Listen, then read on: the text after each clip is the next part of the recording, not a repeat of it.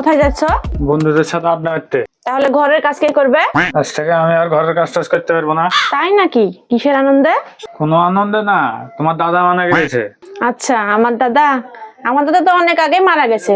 তাহলে তোমাকে কি করে মানা করলো? তুমি মনে হয় জানো না যে আমি আত্মার সাথে কথা বলতে পারি। এই যে তোমার দাদার আত্মাকে ডেকেছিলাম।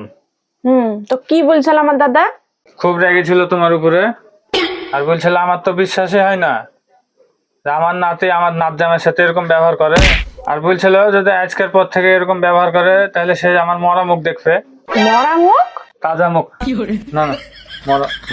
আরে বাদ দাও না, ওকে তো জানে কি হবে। ও, তুমি আত্মাকেও দেখতে পারো?